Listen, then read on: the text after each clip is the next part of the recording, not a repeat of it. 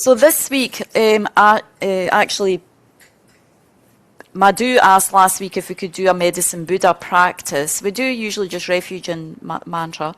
So I put together a short Medicine Buddha practice based on Lama Chopa Rinpoche's practices, which is a bit more extensive, even for a short one. So I put something together a little bit more simple. It just includes the prayers that we're already doing, that we've went through. And I will, this week I didn't send, I was going to send you the explanation of the Indian times and the mantra for blowing when you take offerings off the altar for removing pollution, but I didn't send them because I thought, well, I'll send everything this week, because there might be one or two extra things, including this short sadhana I'm going to send. And I'm also going to send you a recording of one of the mudras. Because we're doing Medicine Buddha practice puja, there's not a lot of mudras. Some of us are quite new to mudras altogether. Some of us probably know, I think we're only going to do about 3 or 4. Some of us might know them already. I think one of them you may not know, and that's the one I've put in a video. It's a more extensive, what we call prostration mudra, which we do quite a lot during the Medicine Buddha Puja. So for those of us who join, it might be nice to do that, learn that mudra. So there's a short video Geshe Zopa doing it. It's just 1.5 minutes. And of course, if you've got any more questions, you can always ask me about the mudra, but we are going to go over it tonight as well. And then also, anyone else here who has Kriya Tantra, High Yoga Tantra, who might want to learn the Argam, Padya and Pupi and who don't know them? I'm thinking is Sam maybe? So Sam, maybe I'll send you separately. There's a link with Geshe Zopa. I just asked him recently to go over these mudras at Vajrapani, so I have a video. Maybe Anna Marie. So he shows on those. Anyone else? Jane, do you have any Kriya Tantra? Not yet, Jane. Mary, I've sent already. Neil, do you have Kriya? Not yet, Jane. Ladan? No. So I'm just going to say, I'll send both of you that video. I'll send to Bay as well, and you can say, and yourself, yeah, Desi as well. And who? Someone else? Anyway, I'll send it to Bay, and she can send out to 3-4 people, because otherwise it's quite, and so what I've done with that video, Geshe went over the mudras in about 15 minutes, but I cut out just the ones that those who don't have initiation, you can use that one. Otherwise, you have to go through the whole thing and find that mudra that you just need. So you've got a 1.5 minute video that most of you'll get. Or do I send you that? No, what I'll do at the end is the big one we'll send to just a few people.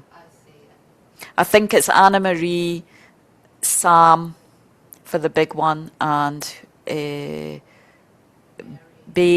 has it already actually. Yeah. Right. And yeah, you can always ask me more about the mudras. Even on a video, it's quite hard to learn. So because they're always in the opposites. You're looking at them straight and they're doing it from this side and you're looking that way. So my suggestion is with that video is to look at one hand at a time. Say, okay, I'm looking at the left hand and I'm going to see what that one does first. And then I'm going to look at the right hand and because if you look at the whole thing together, it's just like a mishmash, you can't do it. But look at one at a time. And if we do another class on mudras and things, when we go into more detail, once some people have initiations, we can also do those in person as well. But we're not doing that level of, most people here don't have the initiation, so we're not going into that detail, the mudra, but they are, we'll send the links.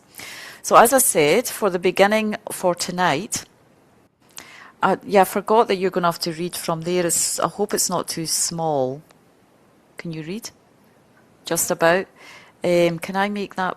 Oh, does that help? Yes. Okay, good. Yeah, great. Gosh, there is so many different parts here when you're doing these. We have to share all.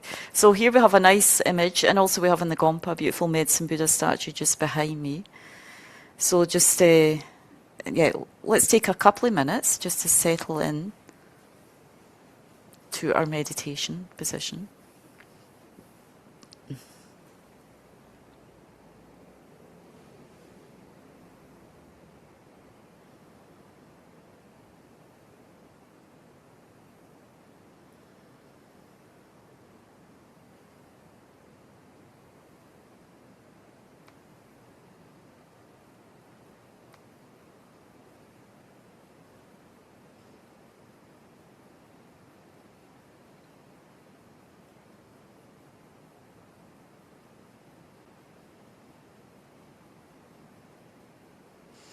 In that space, bring to mind our motivation for class, for doing this practice, for being here.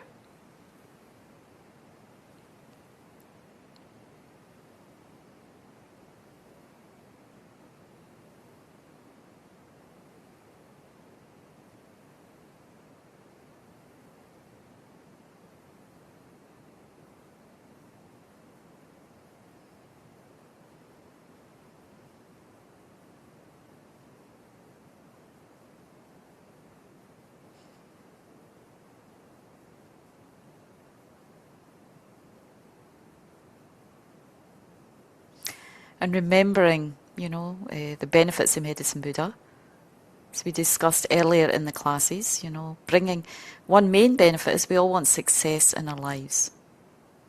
So due to the power and vows of the prayers of the Medicine Buddhas, we can have so much success, so much ease in our life when we do these practices. When we make offerings to the Medicine Buddha, we recite the names, we recite the mantra, brings about this sense of success, a little bit more ease in our life when there can be challenges, problems, difficulties arising. Creates space more for us to be able to do Dharma practice by pacifying outer and inner harms. And of course, very powerful for healing the body and the mind.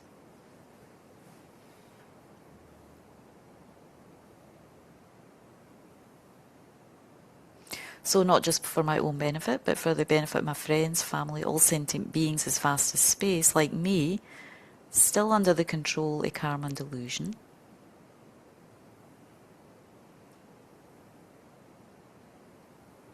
I'm going to do this practice to heal mainly the mind, but also for general healing in our lives, in the world. Whatever the needs are, may they be met for all sentient beings by me doing this practice.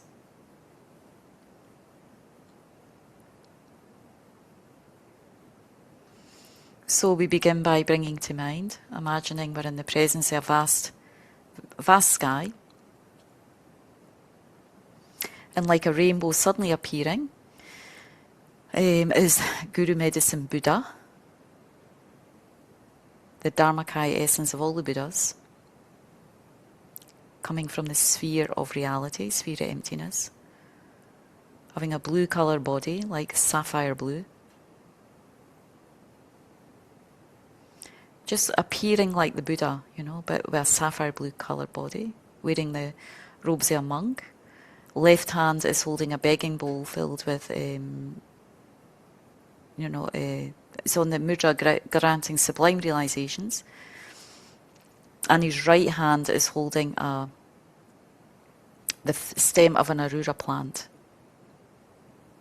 which has the power to cure what they say we have something like 424 different types of diseases in this world, has the power to purify all those diseases.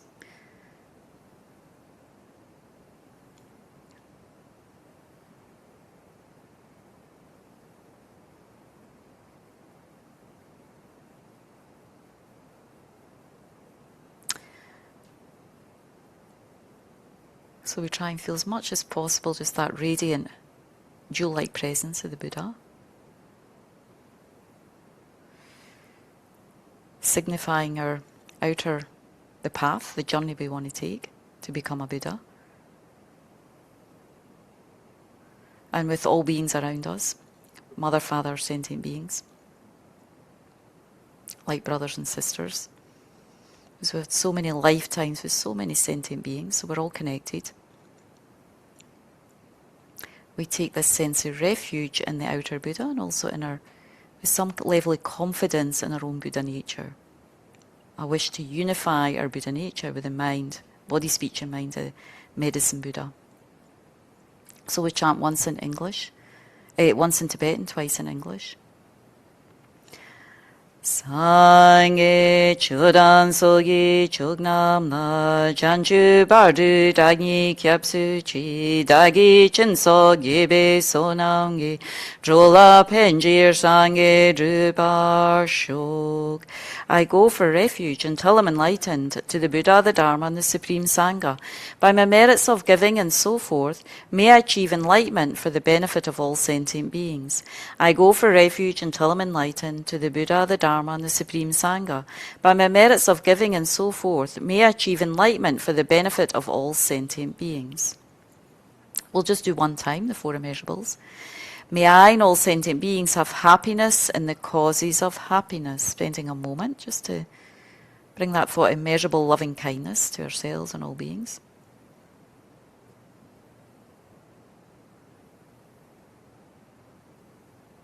Next one.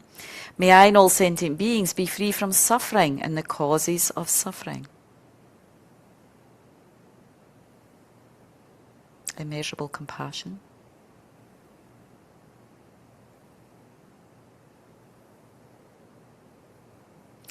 May I and all sentient beings never be separated from the joy that is free from sorrow. Immeasurable joyfulness.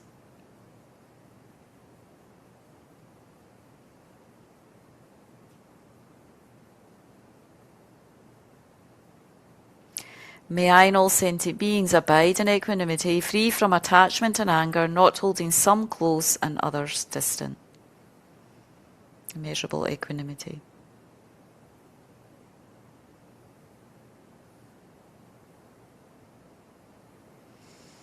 So here we're going to do the prostration, so you can also look at the mudra. So you can do this again, we're going to go over this tonight at the end of the class. Root Guru, whose kindness is without equal, King of the Shakyas, Manjushri, Shantarakshita, and so on, holding in their hands this profound sutra, to the direct and lineage gurus I prostrate. To the compassionate ones who liberate destitute beings, seven Sagatas, Buddha, Shakyamuni, and Holy Dharma, Manjushri, Kyabdro, Vajrapani, Nishvara, Namarajas, and Yakshas, I prostrate. I prostrate to Guru Medicine Buddha. So we went through the seven limb last week. So here we imagine prostrating to the Buddha, purifying pride, opening up our mind to more deeply understand, absorb the teachings. That's why we prostrate.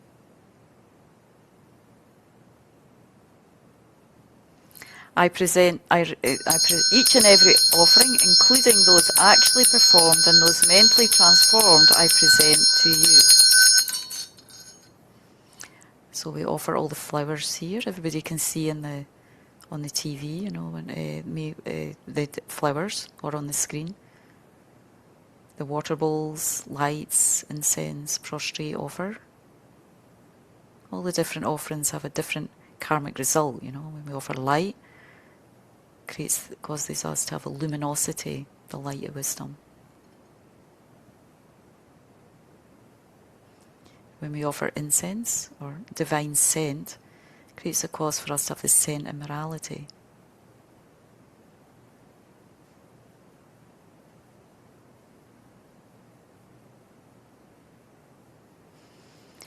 I confess all non-virtuous actions accumulated since beginningless time.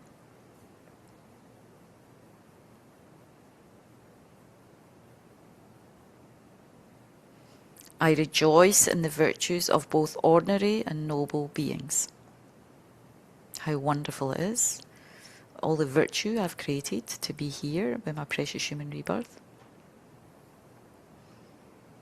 As well as each one of us here, how wonderful it is.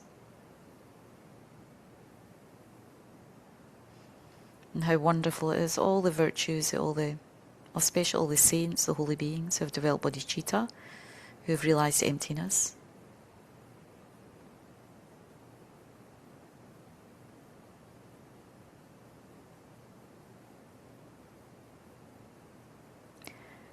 As our guide, I request you, O Buddha, to please abide well and turn the wheel of Dharma until samsara ends.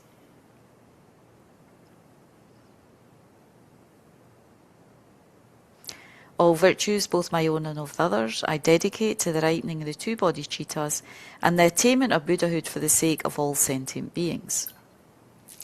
So we do a short mandala, offering the universe. So again, this is the mudra here. This one and this third finger here. Up, Mount Meru, and then the other ones.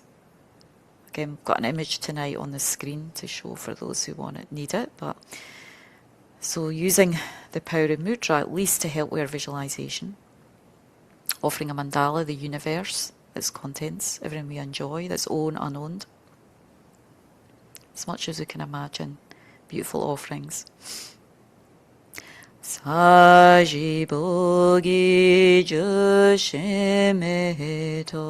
tramri rablingshi nyede gyambadi sangye jindu mete uwaryi drogun namdagshina chobarshok Yidam Guru Ratna Mandala Gamne Yatayame.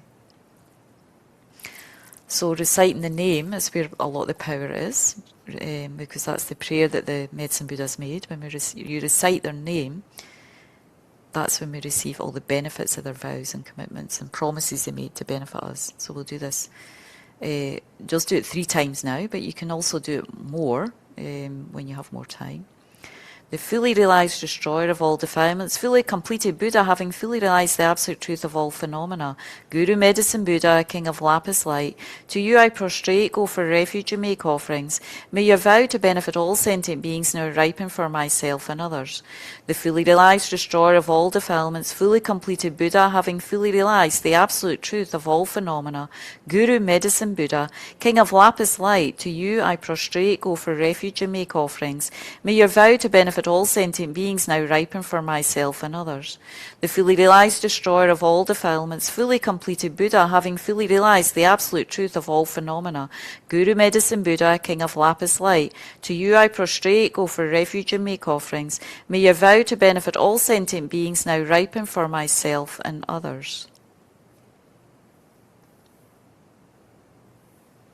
So we feel the Guru Medicine Buddha really hears our requests, and then from him, his heart, infinite white light rays pour down, completely filling my body from head to toe. They purify all diseases, afflictions, negative karma, mental obscurations.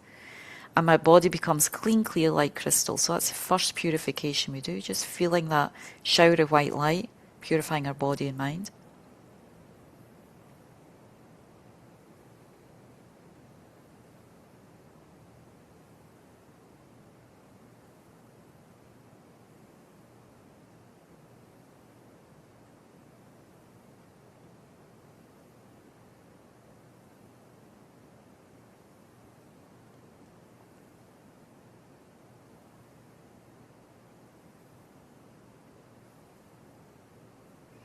And then it pours down twice more, and feeling that it completely absorbs that white light, crystal clean, clear light into our being.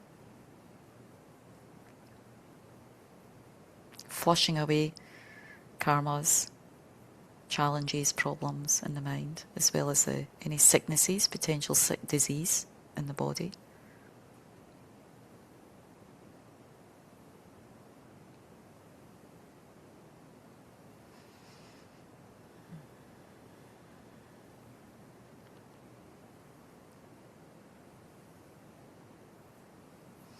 And then at the heart of Medicine Buddha, we feel this moon cushion with a blue Om, surrounded by the mantra, appears there. And as we chant the mantra, again light and nectar coming down and purifying our body, speech and mind. Now if we have the Medicine Buddha initiation, we can imagine that Medicine Buddha absorbs into us and we arise as Medicine Buddha by the mantra at our heart. And that's going out and benefiting all sentient beings, the light rays. Otherwise we feel on our crown or in the space before us as Medicine Buddha, and it's flushing out our karmas, delusions, and also spreading out the light rays to all sentient beings and purifying and cleansing all sentient beings.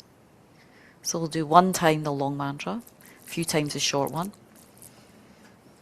Om Namo Bhagavate Bekanze Guru Bejura Brahmarazaya Tathagataya Arati Samyak Sambuddhaya Tayata Om Bekanze Bekanze Maha Bekanze Bekanze Raza Samugadi Soha Om Namo Bhagavate Bekanze Guru Bejura Brahmarazaya Tathagataya Arati Samyak Sambuddhaya Tayata Om Bekanze Bekanze Ma Bekanze Bekanze Raza Samugati Soha Om Namo Bhagavate Bekanze Guru Bejura Prabharazaya Tathagataya Arati Samyak Sambuddhaya Tayata Om Bekanze Bekanze Ma Bekanze Bekanze Raza Samugati Soha Tayata Om Bekanze Bekanze Ma Bekanze Bekanze Raza Samugati Soha Tayata Om Bekanze Bekanze Ma Bekanze Bekanze Raza Samugati Soha Tayata Om Bekanze Bekanze Ma Bekanze Bekanze Raza Samugati Soha Tayata Om Bekanze Bekanze Ma Bekanze Bekanze Raza Samugati Soha Tayata Om Bekanze Bekanze Ma Bekanze Bekanze Raza Samugati Soha Tayata Om Bekanze Bekanze Ma Bekanze Bekanze Raza Samugati Soha Tayata Om Bekanze Bekanze Ma Bekanze Bekanze Raza Samugati Soha Tayata Om Bekanze Bekanze Ma Bekanze Bekanze Raza Samugati Soha.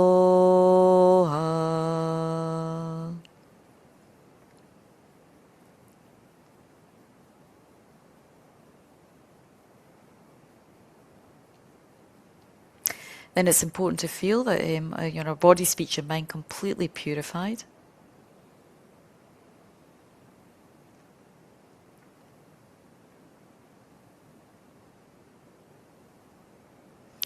And that Medicine Buddha is very happy with our prayers, with our practice, with our meditation. Accepts all the commitment, all the vows he made to protect us, to benefit us, to heal us, ripen on us.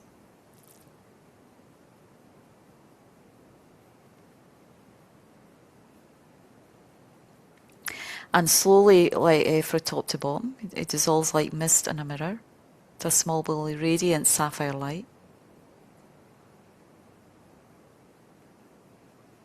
And that light just slowly moves through our crown, blessing our body,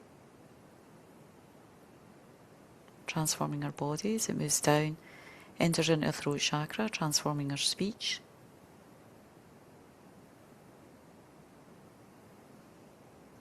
And into our heart chakra, and filling our whole body with radiant blissful light, so we become one, in essence, with Medicine Buddha.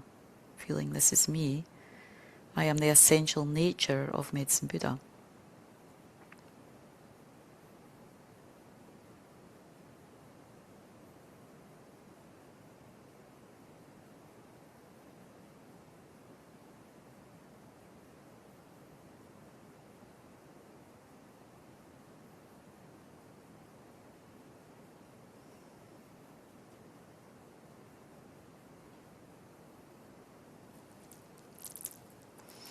Okay, so that's a short, you can do that. So we can see here, this is what you always do during the puja. So there are 7 Medicine Buddhas, and some of us are familiar with it. Are you familiar with the puja, Desi? So also in a short practice, you can do the 7 names, but I knew we didn't have time for that tonight. But the main one is one of lapis light. And so you always say that even during the puja, may your vow to benefit all sentient beings now ripen for myself and others. So each of those Medicine Buddhas, some of them made 8 vows, some of them made 4 vows, some of them made, I think it's usually between 8 and 4, most of them made. So when we do the puja, usually after we do the, we do the prostrations with this. Did some of you look at the feel? Do you know how to do that, Desi? I have hand problems, so I'm Oh. not good at it, but I'd like to Yeah. focus on it. Yeah. That's not too, and also you do it very, the thing is when you do mudras, so you can see, I have to go up here so you can see me.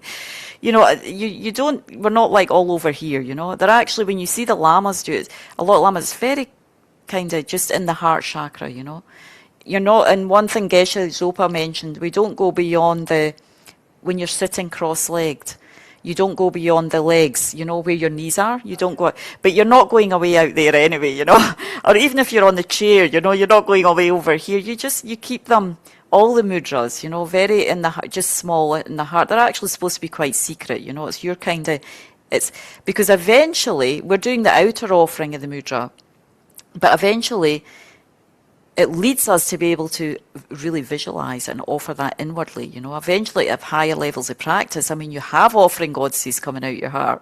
They actually do come out, We're trying to sort of visualize and imagine that now. But so, eventually when, we're doing more subtle level of practices, where you've got deeper concentration, you will have those. So we're trying to create the cause for that too.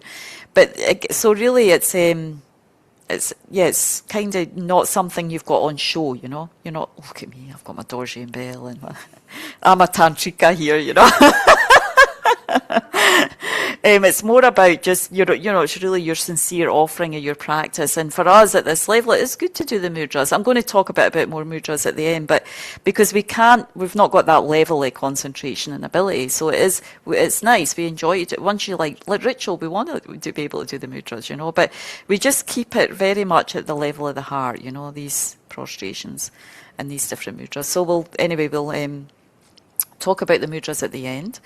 But so this, we go through the puja, usually you have the prostrations where you do these prostration mudras a lot during the Medicine Buddha practice. That's why it's nice to learn that one. That's why I've sent you the video. And then we do the 7 limb, which I kind of went through there. And just to clarify from last week, when we offer, I think Madhu or someone asked me about, maybe it was Ladan, if you offer, you visualize, when you visualize asking the guru to remain. So I said you offer a throne with the Dharma chakra, which we have here at the centre. But you do offer the lions, the snow lions as well. So it's the more typical throne, which we have one of. You have the snow lions and then you have the Dharma chakra, if you can manage. Or you can think, well, I'm offering at the throne at OCBC or, but you do, somebody asked me about that, and it does include the snow lions, because they, do you know what those 8 snow lions represent, Bay? Bay's going, so I'll just ask Bay, but that wasn't what she was nodding at, Anyone know what the snow lions represent? Hands up. Do I see any hands? No. It actually represents the 8 fearlessnesses of the Buddha. I can't remember what they are off the top of my head, but the Buddha has these 8 fearlessnesses, So, basically, he doesn't have any fear, but there's 8 of them, So it represents that, because of course so he's on, because lions are like, they're very, for us, they're scary, But for the Buddha, he sits on top of them because he's overcome all the fears, So, Daisy? I keep like a couple of little... One second, we'll just get you have to go on the mic, because so everyone here. Daisy's got a question or a comment, I think. So what I have used for my visualization to help me, because I'm not really good at it all, but I have some little carnelian buttons that are snow lions that I have put in the corners of my shrine at the bottom of the base of the Buddha. Oh, wonderful. Stand. So I use that to help me. Oh, wonderful. That's sweet, yeah. Well, we have to be creative, We don't have thrones in our house or on our altar, so that's very nice, yeah. So, yeah, when we do that one, we offer the snow lions, and then the other one is the Dharma chakra, we offer that. And it does say, typically, you visualize Brahma offering a Dharma chakra, but Somehow I can't quite relate to that. So I just just imagine I'm offering it myself. I think it's good enough, you know. And then there's the dedication, and then so all the, you know, it's very repetitive, that puja. We do the prostrations, the 7 limb, and then we chant the names, you know, and we also ask always, may your vows ripen on me, you know, and we feel like we're receiving that. And it's a lot, it's coming through the names and through the recitation of the mantra where we get the blessings. But we need to create the merit for that as well. That's why we do the 7 limb and the 7 limb as well. All right, so I'm just going to start with my usual PowerPoint. So last week we just finished off, I just want to finish off where we were last week. Types of offerings, you know, because last week we went over, just briefly, you know, and again, Madhu, I was very lucky to be at Madhu's for dinner tonight. I have to say I feel a bit sleepy after. Traditional Indian cooking from Madhu's mother, it was amazing.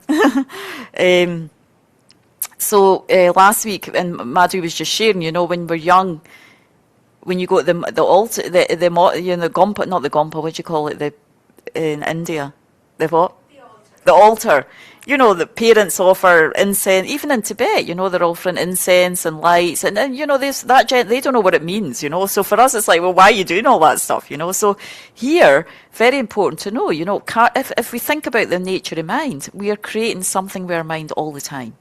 You know, we are creating our reality all the time with our mind. When we understand karma, more in nature of mind, our mind's causative. So moment by moment, we are creating a future reality. That's what's going on. Nobody else, not even the Buddhas, you know, not God, not no one. So, but of course, what the Buddha shows us is how to create the reality you really want. You know, we all want happiness. We all don't want suffering. So this is what's happening here. You know, we're creating a reality to be pure by offering water. By offering drinking water, washing water for purification. We want our mind to be clear, to be light, to be able to absorb the Dharma, the truth, you know, to be absorbed in the truth, you know. So making the mind fluid, we want more fluidity. So by offering, and of course, all these offerings, because we offer to the Buddha, whose qualities are boundless, infinite, when we study Buddha mind, you know. But the benefits we get from offering each one of these go on all the way up to enlightenment because of the power of the object, the power of who we're offering it to. And of course, the more our mind's in good heart, motivation, that helps too, for sure, you know. So flowers, we all want physical beauty. Nobody says, no, I want to be born ugly next life. No, I don't think so, you know. We all want to look beautiful to others, you know. Have a soft appearance, you know, have a compassionate heart. So these are, again, for us who's difficult, it's hard to meditate, it's really hard to do deep levels of meditation. We need to do these kind of limbs, you know, the limit offering, whatever we can, you know. Incense to offer have the scent of morality. As I mentioned last week, Lama Chopa didn't have to bathe like we did. You know, I mean, always pure, just didn't, oh, you're sweaty, nothing like that, you know, even in such hot weather, everything, you know. So, because they have the inner scent of morality, you know. And then for light, for luminosity mind, you know, for our mind to kind of really open up and get a deeper understanding of emptiness, deeper experience, we need... This mind has luminous nature, you know. So when we're in the presence of holy beings, we feel their luminosity. It affects us. It wakes up our mind, you know. Never mind what's going on in their mind, you know. We feel it, you know. So we, you know, for us, we can offer lights, you know, that creates luminosity. So again, Rinpoche will walk into a room and offer all the lights that are on. We don't have to say, oh, I need to go and buy special candles, you know. We put the lights on and off in our house all the time. And even me, I forget sometimes to offer, you know. But we don't just say, I'm only offering the lights on the altar. No, I can offer the kitchen lights, this light, that light. All my home and think the Buddhas are blissed out. You can offer everybody else's garden. You know, if you don't have a garden, you offer everybody else's garden, which we're going on to here. And I always say, all my home. So if you're offering other lights, this light, you put on the kitchen light, all my home. You know, may all beings have luminous mind, realize emptiness. different types of offerings. So when we offer during the pujas, we have the ones owned. We could say those are the ones that we have on our altar, that we've put out ourselves. Unowned is like basically everyone else's, or I'm talking about in the gardens. Lights, I mean, there's so many lights in the world all the time, in the cities, restaurants, bars, everywhere, all night, lights are going on. Imagined, that's kind of what we we try and visualize more in our mind as much as we can. And then unexcelled actually means when we have an understanding of emptiness. So they're unexcelled when we remember that myself and the offering, everything is in this nature of emptiness, non-dual with my wisdom realizing emptiness. So it's not really something separate from you. And we recognize that all the offerings in the nature of wisdom. So that takes a bit longer, but especially at the level of high Yoga Tantra, that's what we're trying to. Even in Kriya Tantra, once you have initiations and you're doing these offerings, certainly in retreats and things, we're trying to remember that they appear from the nature of emptiness. They're not concrete and solid. Reminding our mind, because eventually when we realize emptiness or deep levels of concentration, they do appear quite easily from that space, in our minds. So another type of offering, the last one that we didn't mention, music offerings, which can be quite fun. So I also downloaded there's different types of offerings here. Oh, let me just close this off a little bit, sorry. I didn't want to have this showing. Is this going to, hide? I want to hide the ribbon. So it's a little bit bigger, thanks, So I was just asking Babe when I came in this evening, do you have cymbals here or drums or for our next Medicine Buddha Puja? So I might bring the cymbals. I enjoy to play the cymbals. There's small cymbals. Do we have small cymbals here? The little ones? We don't need them now. We can look before the next puja. There might be in one of there. But it's really nice to offer music. Does anyone else have these small ones? They're just little, do you have them, Desi? Yeah? So to offer them in the morning when you wake up, Om Home, there's so many benefits. So one story that Lama Chopa Rinpoche used to tell a lot was a story in this one text or sutra where I think it might have been, I don't know what stupa it was, possibly the one in Nepal. But there was one man in his previous life, he was, when they were building the stupa, he kind of criticised something around the stupa. They were building this special stupa and he criticised it. But later he kind of generated a bit of regret around that, maybe because it became so nice when it was built. And so he offered a bell to the stupa. So the karmic result of that was he was born ugly because he criticised the stupa, but he had a beautiful voice. So one of the karmic results of offering music is that you will be endowed with a kind of special voice, a beautiful voice. When you offer really nice music, and maybe not noisy music, but something that's pleasing. There's many benefits. Another one is when you play cymbals, like the small ones or the big ones, you will have what says profound and perfect courage. So this is interesting because Lama Chopa Rinpoche, and Anna Marie was just sharing maybe today that she's reading the Laudo Lama. That is the story of Lama Chopa Rinpoche's previous life. Some of us are familiar. Sam, have you read that before? You've read it too? Most of it? Part of it, yeah. Part of it, yeah. Reading it with my husband, reading it to each other. Oh, that's sweet, yeah. Yeah. So I, of course, I've been up to Laudo. It's the cave in the Himalayas where Rinpoche meditated. It's actually the name of the cave where Rinpoche meditated in his previous life. And I think it was the last time I was up there, there was a group of us going around and we visited the monastery that's quite close to Rinpoche's cave. Well, it's about 2 hours walk, but that's close in terms of there. And it was also the monastery that Rinpoche, it was the main monastery at the time of the Laudo Lama. And it was also the one that Rinpoche went to when he was very young, but then he later on went to South India and studied there because it's a Nyingma monastery. But we visited that monastery as a group, and the monk there had this huge pair of cymbals. I mean, they were really heavy, like this, like this, about this size, And I was like, wow. So I got a chance to play it a little bit because they belonged to the Laudo Lama. So sometime before he passed, he offered them to the Lama, the Lama at the monastery at the time. And they still have them. So one of the monks played them, and they're heavy and they're big, but, so I thought that was really interesting because, of course, the Rinpoche in his previous life was mostly a hermit, a meditator. 25 years he spent in the last part of his life meditating in this Laudo cave. And of course, in this life, Rinpoche was spreading the Dharma all over the world. So, and then he had these symbols, and you can see he proclaimed the sound of the Dharma. And so, you never imagine someone there in a cave, 100 years ago, we come to the West and we do this here, because even at that time, the Dharma wasn't even in the West when the Laudo Lama was alive, So it's just, there's these, it was like, and they had such a big pair of symbols. Of course, he did many, many things, but it's showing how karma ripens, And Rinpoche used to enjoy playing the symbols a lot this life too. And there's a sort of Geluk style of playing them with different, you get different lineages have their style of playing them. And there's a Geluk style and there's a Nyingma style, and Rinpoche used to do both, So it was quite sweet. Because in his previous life, he was a Nyingma practitioner.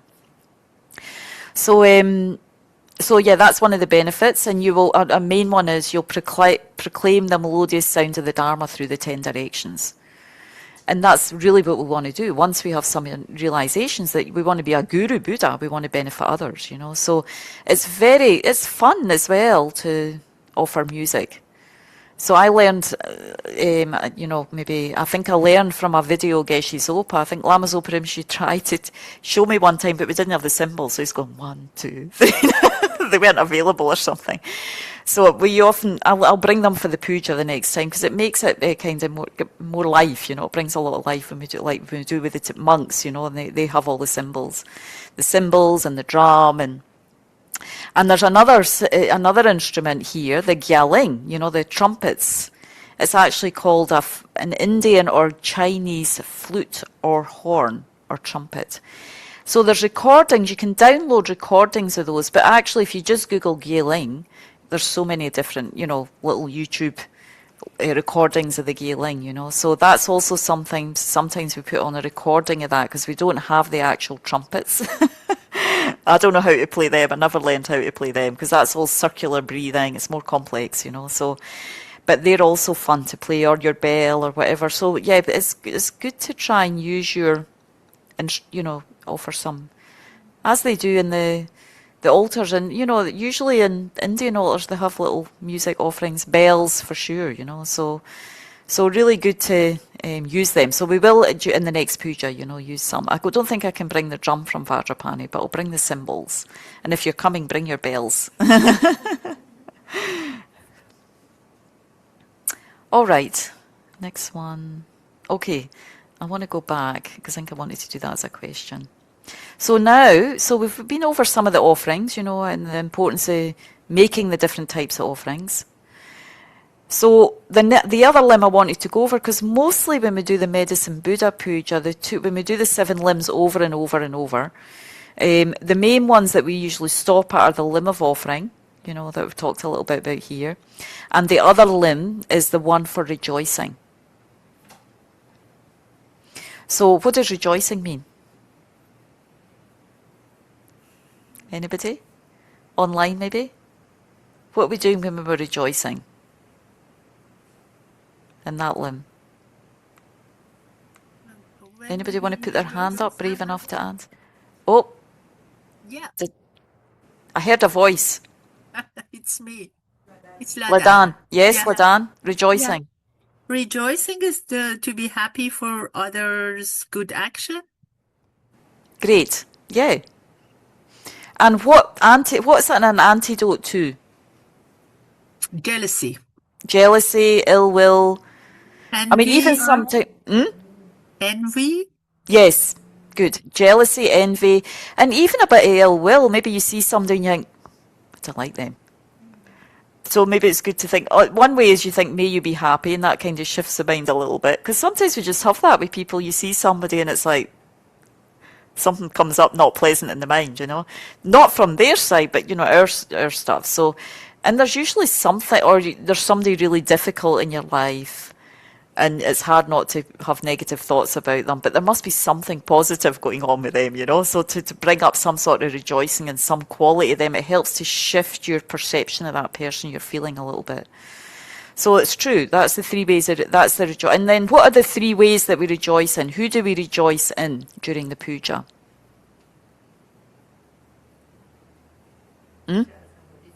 So base is Buddhas. That's one set of beings that we rejoicing. All the kind of saints, Buddhas and Bodhisattvas. Who else do we rejoice in?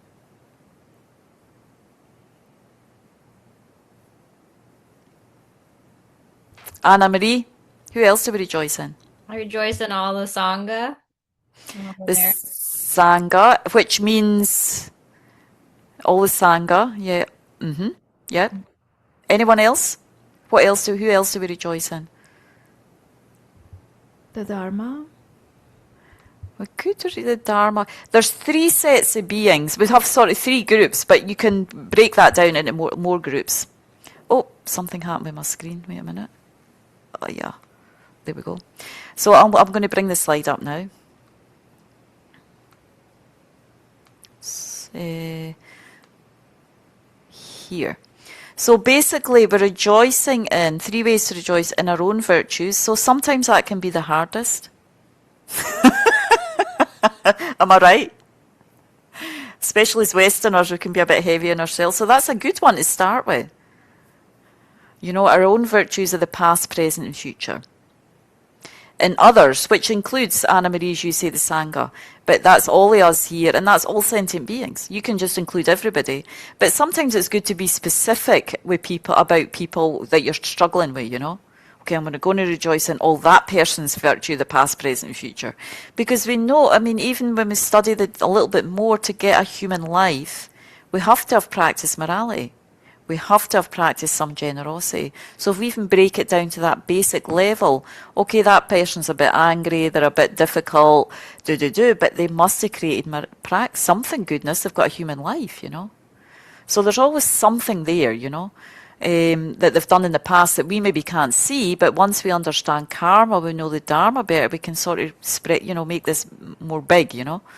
And it can help us to deal with difficult people, difficult emotions that come up with, you know, what we call difficult people, rejoicing.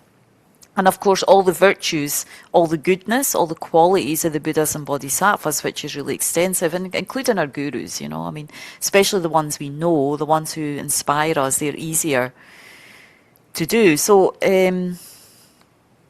how do you do it? How do you rejoice then?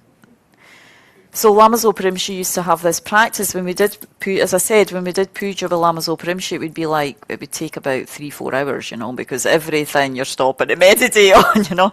So Rinpoche would do like, you know, you stop at all sentient beings and you start with yourself. All your virtues are the past, present, and future. And you think, because sometimes we rejoice, but we don't feel it. Think, oh, I rejoice. You know? But the mind's not rejoicing. It's more like you're just trying to like, and that's the same, you know, so it's it's effortful rejoicing in the beginning. We have to put effort into that because we don't feel it. It's not on the feeling level. And this is the same with really everything in the Dharma, with the Lam Rim realizations. We have to put a wee bit of effort, you know. And of course, the more we purify, the more we collect merit, then these feelings of feeling happy for others' goodness comes a little bit more easily, you know. But in the beginning, it's maybe a bit tough to rejoice in our own stuff, you know, our own, not stuff, or good, you know, good things. So Lama Zopa Rinpoche, because I don't think Rinpoche needed to do that. I don't think Rinpoche needs to sit and go, how wonderful, amazing. I mean, at that level, there's just joy and virtue all the time, you know. But I think Rinpoche was shown, you know, for those of us who find it hard, then you do like, maybe I'm going to do like 7 mantras of how wonderful in my own, you know, that I've got a precious human rebirth, how wonderful that I've helped that person, how wonderful all my virtues of the past, present, future, how wonderful that, you know, I have what I need in this life because I practiced generosity in my past life, you know, just you can think how wonderful all my merits of the past, present, and future, how wonderful it is, how amazing it is, how wonderful you can actually just go like that, you know, think of one thing and just do it a few times like a mantra. Then you go on to the next, or how amazing it is, how precious it is, how fortunate I am.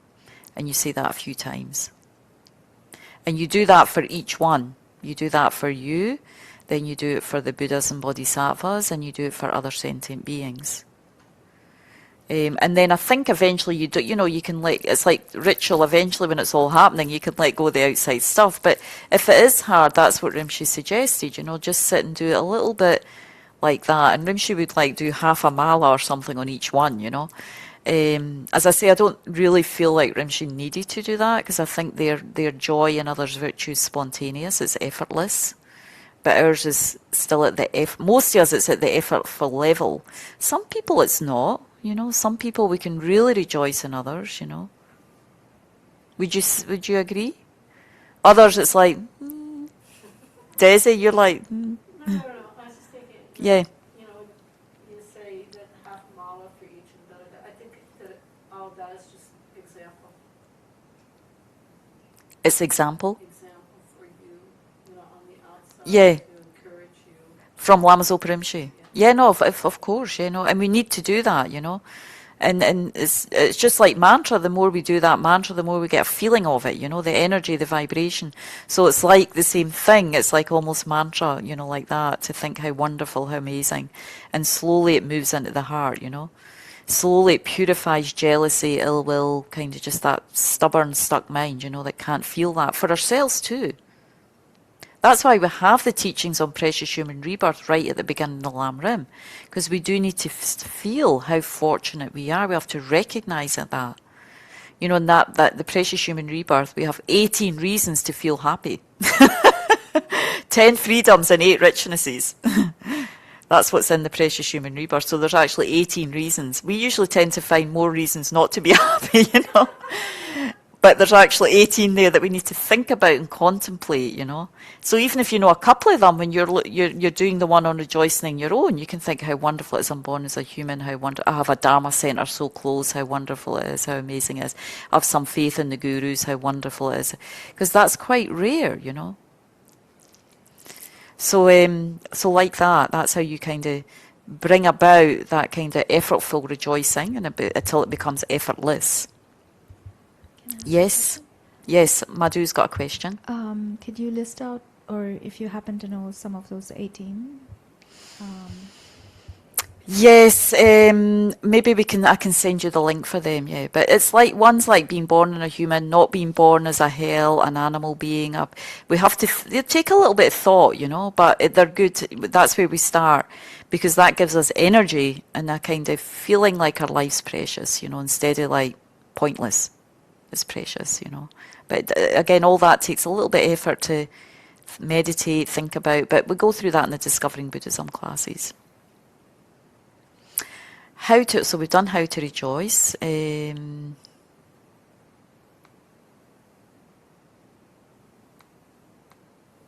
Benefits of rejoicing. I'll get your question after this, Lidan. So this is where you get your bang for your buck, so to speak. What do you get when you rejoice in the merit of beings whose realization is? So first one, rejoicing in your own merit. So this is again, why do we rejoice? Yes, to purify jealousy, ill will, but also because it increases our own merit. It increases what we do. So if we do a positive action and we think, wow, like Bay, I've been offering service for 3 years here now at OCBC. How wonderful that is. That doubles your merit right there. We're all going to rejoice now. That's what it, of course it depends how heartfelt it is, I think you can't say, but generally speaking, it creates it increases the power of that virtue. So it's, there's ways for us, we lazy, difficult minds, challenging minds. I always remember Reba Rinpoche was a great holy being who taught in this area around the sort of 90s, 2000 time. And he spent many years in a prison, you know, in Tibet, you know, tortured and everything, you know, but then eventually got released, and great holy being. Anyway, I always remember him saying, that's when it stuck in my mind, that for those of us who find it difficult to practice or who are a bit lazy, rejoicing's the best practice. Because, you know, rejoicing in others, or rejoicing in whatever small thing you can do, you know. I offered a candle to the Buddha. How wonderful it is, you know. If we can't do much, we find it difficult, but we try and develop this ability to rejoice in others. We can create so much merit, you know. So rejoicing in your own merit, if we remember, maybe at the end of the day, you know, some of us who are doing purification and everything, but right at the end, before we go to bed, how wonderful it is, all the good things I did today. You know, then that multiplies that karma, you know. And then rejoicing in the merit of beings whose realization is lower than yours. Well, we might not know who that is, but somehow the karmic result of that is you get double what they have, you know. So that just means it's good to rejoice in everybody, because they may be lower, they may be high, but you're still going to benefit, you know. Equal to yours, you get the same. So its level of mind's about the same as yours. Bodhisattvas, there's a little bit more to this, but roughly speaking, you get about half of their merit. Somebody who's developed bodhicitta, you get half of what they've got. So we think about, you know, Gyurme Khensa, is he coming? He's coming soon to bless the centre. Yeah, Gyurme Khensa, Rimshi Losang Japa. I don't know if Rimshis are Buddhas and Bodhisattvas, but he's in that realm, you know. You know, just seeing them, how wonderful it is, how amazing it is, you know. You know, we don't know what's going on in that mind, but it's definitely bodhicitta and, you know, realizations. We get half of that merit. And then Buddhas, when we think about all the qualities of the Buddhas, so there's when we go through certain courses, we study the qualities of the Buddhas, but even we know they have 8 fearlessnesses. So when you've got your 8 snow lions sitting there on the altar, as Desi was saying, amazing. The Buddha's got 8 fearlessnesses, you know. I don't know what they are, but it's amazing anyway, you know. So like that, you know, or we see the image of the Buddha, how wonderful it is, all the qualities of the Buddha. Even though we can't think, we know it's wisdom and emptiness, you know, wisdom and compassion. So it's all about sort of mindfulness, you know, isn't it? And it does take quite a bit of work, but if we remember, this is a very easy way for us to and that's why Rimshi, when we did this 7 limb, he would stop at the offerings and he would stop at the rejoicing, because for us this is where we get our bang for our buck with the rejoicing. You know, we really can easily make a lot of merit. You know, Madhu. I just had a question on realization. It says there, rejoicing the merit of beings whose realization is lower than yours, you get double. How can you even judge that? Well, we can't at our level, you know. Yeah. But so that's why it's just good to rejoice in everybody, regardless of who they are. Well, not rejoicing in people's negativities, but rejoicing in their goodness, what qualities you can see in others. Right. So, of course, holy beings can see different capacities and levels of mind. So they know when they're rejoicing in us guys, we're lower, you know. But we can't see at this level. But it's just to let you know this is what you get, you know. But we can't see now. So for us, we usually just rejoice in others, yeah? Right. And then if their realizations are lower, I mean, I think we're all much on the same page, really, you know. So but if their realizations are lower, then you get double, and if they're higher, you get half. But you don't know. But either way, you accumulate goodness, you know. You accumulate that wealth, that inner wealth of happiness. Yeah, I mean, I guess the confusion on my part was, if we, as someone who wants to treat everyone with equanimity, then what they do, who they are, and what karmic actions they do shouldn't really matter to us. And whether they are strangers or enemies or friends or foes, it shouldn't really matter to us. By that same logic, what merit they accumulate or don't accumulate, it shouldn't matter to us, because we are treating them or relating to them in the same way. And therefore, whatever merit they accumulate or we accumulate on their behalf is the same or equal to us in any which way. I'm just wondering if that logic holds good. Well, even if you're training to be a gymnast or a marathon runner, or there's always people who are higher and lower, So that's just the nature. And it doesn't mean that you don't have a mind of equanimity. It's not like we're saying, oh, well, you're lower than me, so I'm going to get double the merits because you're not. It's not really like that. It's really just talking about people's capacity. They're where they are on the spiritual path and their capacity, but not looking at them lower. But maybe they are on a bit lower capacity than, some others. But who are we to judge? We're not. We don't. You won't know. It's not about judging. Eventually, when we have more realizations, we will know what others' capacity is, and that's important to know because when you're guiding others, you need to know what their capacity is. You need to know what their level of mind is. Someone who's really skilled does need to know others' levels. It is our business, not probably right now, but when you take Bodhisattva vow, I'm going to achieve enlightenment for all sentient beings, so I'm going to help others as much as I can. The more you study Dharma, the more you study anything in life, the more you can teach it, the more you can help and see where people's levels of mind are a little bit. Maybe not completely, because then you know how to help them. So it is our business, but not in a, not putting people down, putting them in a lower place, but just seeing where they're at. I see. Maybe a bigger discussion, but yeah, it's it does actually become it is important. Equanimity is a little bit different. Equanimity is not meaning this, Equanimity is meaning wishing all others, every being to be happy equally, to be free from suffering equally. This is about kind of knowing people's levels of mind. We are at different levels of mind.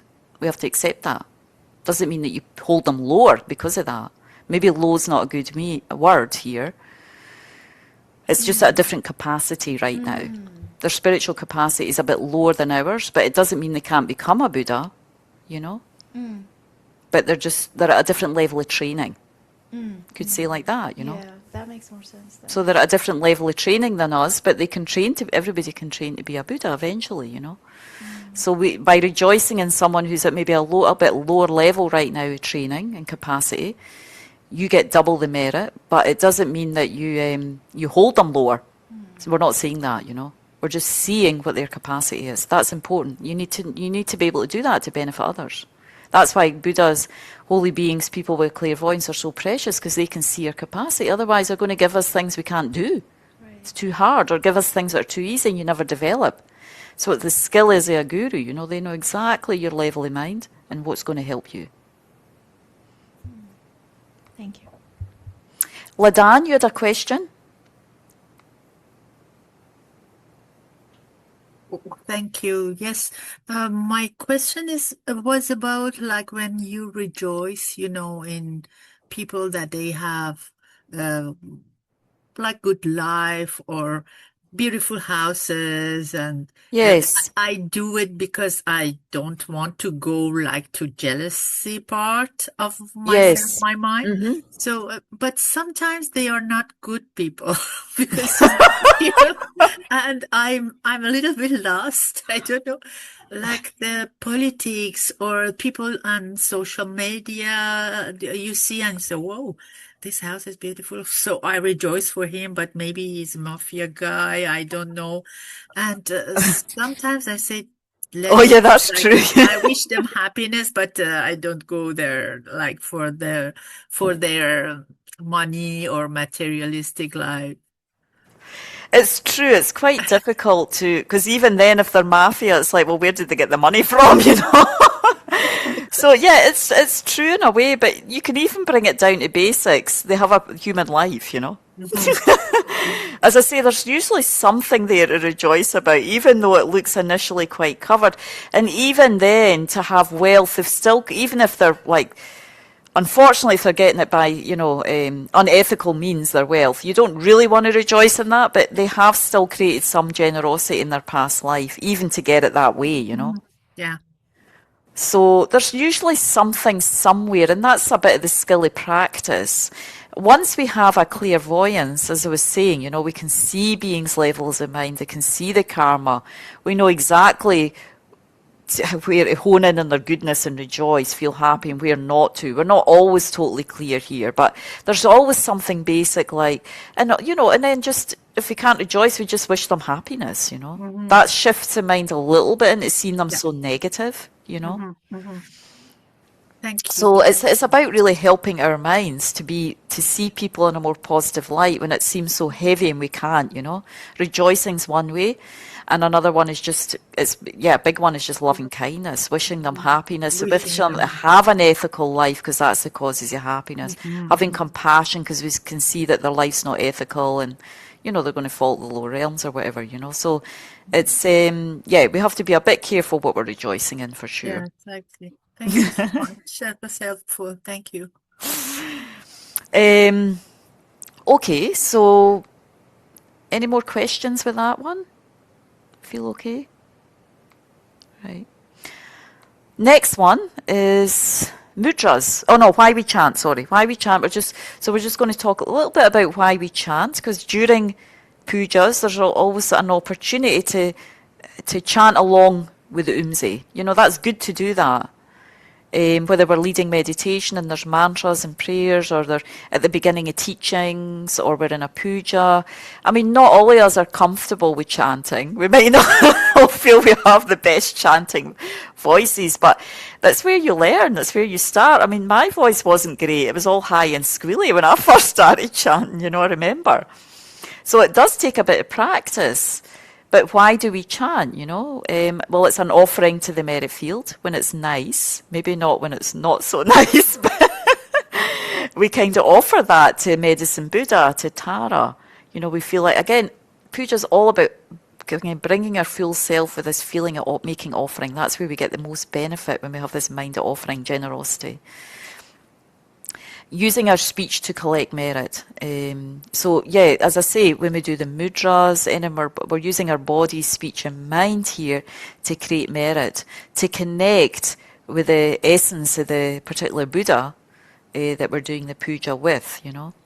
Purifies our mind, helps to settle the mind. I'm going to talk about that a little bit more in the last slide. Sacred tunes come from lineage lamas, including Lama Chopa Rinpoche, from their bodhicitta. So all these chants, of course, are not made up by me or us guys, you know.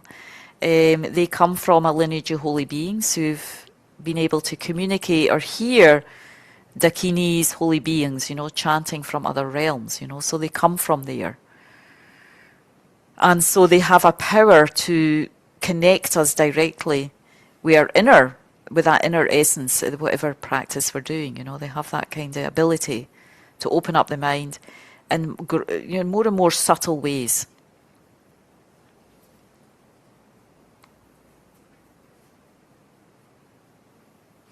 I also found that, you know, I learned that I didn't learn Tibetan, so I tend to like doing pujas different with a little bit Tibetan chanting and then some English. I don't like to do everything in Tibetan because I don't speak Tibetan. But the Tibetan chants, they're really beautiful to listen to, you know, but we need to know the meaning. But when we do Medicine Buddha Puja, mostly it's in English. I think there's about 2 or 3 verses I do in Tibetan, the refuge and the invocation. Of course, the mantras are in Sanskrit. When I lead Tara Puja, I do a little bit more in Tibetan, but we always have the English there. And the more you do the puja, you know, you understand the meaning anyway. But I found that I learned the 21 Tara praises in Tibetan because I just did them every day. I didn't sit down and go, Om Jetsu. I mean, there's no way I would learn it that way, memorizing like that. So depends on each one of us. But like the refuge prayer, the short mandala, we do it often enough that you don't, you know, you just know it by heart, you know.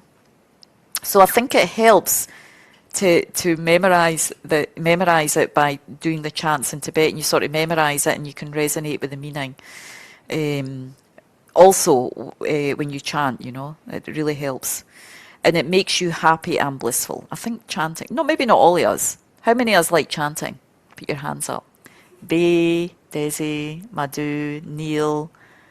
Anna Maria, did you have your hand up? Do you like chanting? Well, I'm going through everyone. I like it. Yeah. Yeah. Nancy. Yeah, it's nice, isn't it? I think we all would like to chant a little bit more tail. We all want to learn to use Mary. Yeah, but I mean, most of us are here because we like puja, yeah? So, so please, when we do prayers, you know, you need to join in. And the main thing is, whoever is the umzi is the one leading the prayers. You shouldn't be chanting louder than them. I've led a couple of pujas where I had a Tibetan in the background and she was just going for it, you know, and I was like, it was really difficult to concentrate because she was chanting way over me, you know, which is fine. I mean, she had a nice voice, but then you're the umzi and it's really hard to focus, you know, so you're supposed to be just, you know, a little bit below the umzi, you know. And the other thing they usually say is, you know, at the beginning, you wait till the umzi does the first few syllables and then you join in, you know, like that. But it's good to learn because you have to kind of find your voice that way. And you need to practice at home a little bit as well with some of the prayers, you know. Listen to some recordings. That's how I learned. I just listened to Rinpoche or whatever recording and chanted along, you know. Bay's like, you got a question, Bay? Yeah, Bay's, I knew Bay had a question, yeah. She'll just get the mic. So when you're in Umse and let's say if a Lama or like Rinpoche chants at a different tune or a different speed, do you slow down to match the Lama, the teacher? Or You always follow the umzi. yeah, but like I Yeah. guess I'm asking like let's say Oh, yeah. Manuel, if you're in Umse Yeah, and then the Lama is chanting along with you because you're in Umse, yeah. but then say the Lama is chanting at a different tune or at a different speed. Has that happened? I guess that's happened. Like a hypothetical situation. I don't think I've had that situation happen because usually most lamas would follow the umzi. I mean, even though they're the lama, but in that case, the umzi is actually someone very important in the monastery, you know, which Geshe Legsog knows more about. But they've quite a high status in the monastery. So, I mean, of course, the lamas, abbots, they have the high status, but even, you know, I would attend pujas at Kopan with all the monks and, you know, monks, nuns, but you know, even the lamas, they follow the umzi. They don't do their own thing. Like, oh, that umzi's not doing the right tune. I'm just going to do this tune. No, I mean, they may be wondering what tunes. I don't know, you know. But mostly in the monasteries, they all do the same tunes, you know. So I haven't had that situation where the lama's like on another tune, and usually everybody's to follow the umzi, you know. And if the umzi's making mistakes, well, that's up to them. But the most lamas wouldn't start doing their own thing, even if they're not clear what the tune is the umzi's doing. You know, I haven't had that situation before. You might get feedback later. One time I led a puja, I was so nervous. It was the first time I did the Lama Chopa with Lama Zopa Rinpoche. And, you know, there's so many tunes in that practice, and there was like, the gompa was completely full. So I did it anyway, but then later Rinpoche took me in the next day and said there was 2 or 3 chants. He actually said very good, but he told me about 3-4 chants that I needed to adjust a little bit. But Rinpoche wasn't sitting there doing it. I mean, it wasn't completely wrong, but Rinpoche didn't. They just follow what you're doing, you know. That's how they're trained in the monasteries. That's how sometimes when you come to the West and you have someone like chanting over the umzi, or you wouldn't do that in the monastery. You know, they're trained really well to follow the umzi. I mean, people still chant along, but you follow them, you know.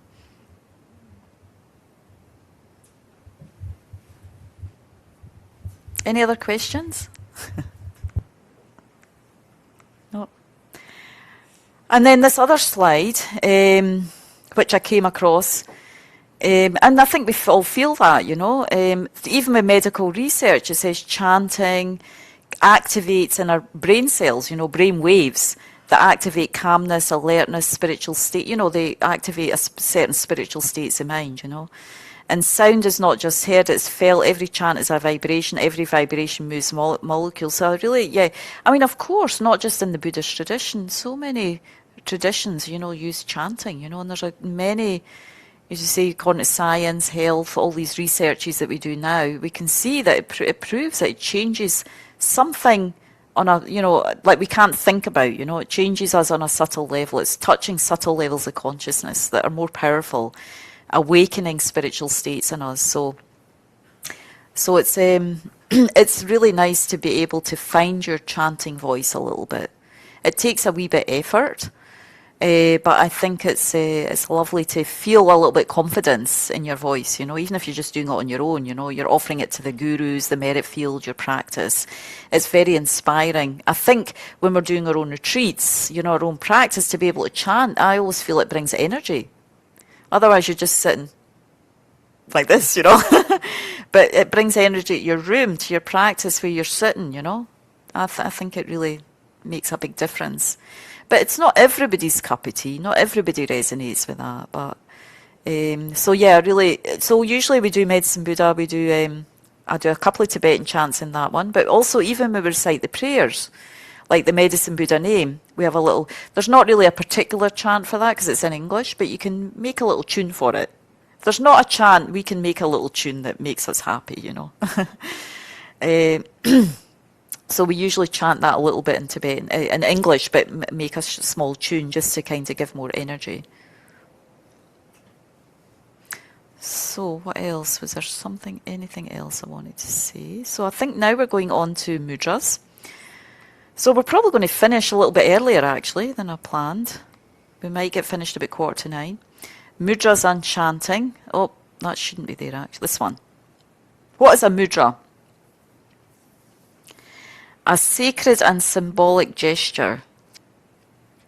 So that's what it translates from Sanskrit. It translates as a gesture, a mark, or a seal. And we can see that in the images here. I mean, all the Buddhas have all their hands are there for they express, they're communicating something to us. Each mudra has a meaning, What's the one that the Buddha has on the right hand? What's that one called? It's the earth witness.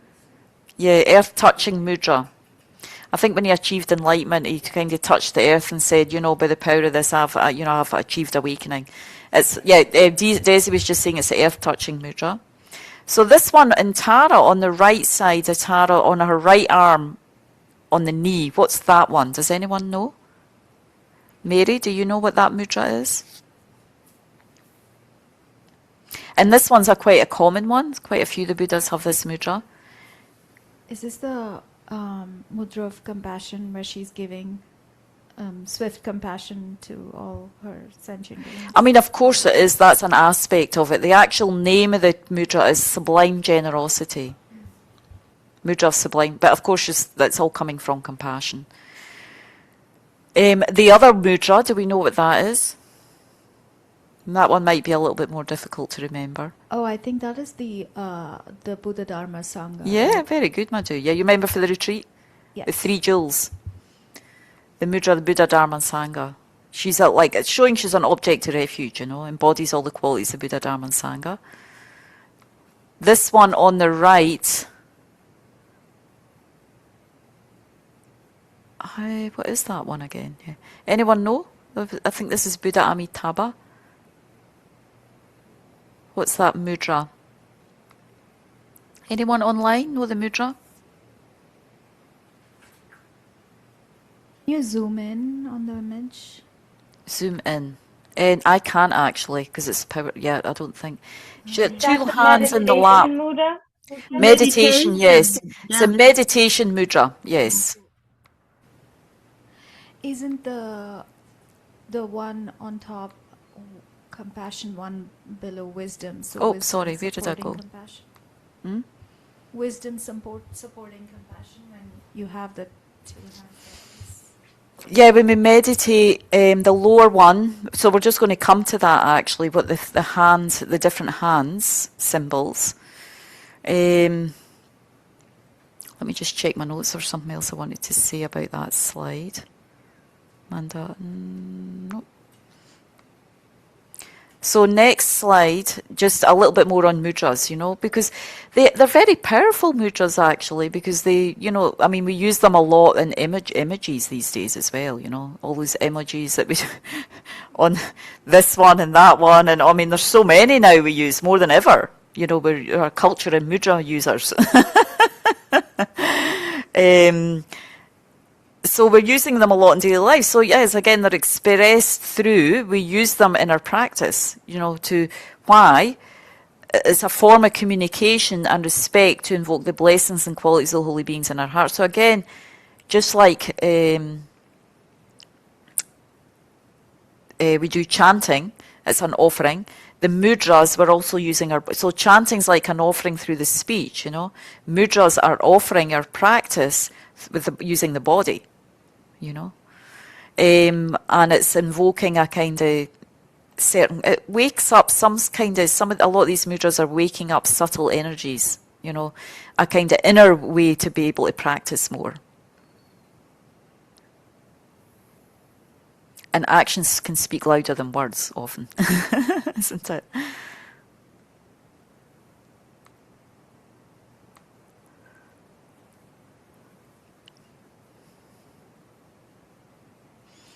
Yeah, just use that quote there from Tricycle magazine, which I've pretty much already said. So, Ladan was just saying about when we do the meditation mudra, usually we have the left hand under the right hand and the two thumbs touching in this tradition.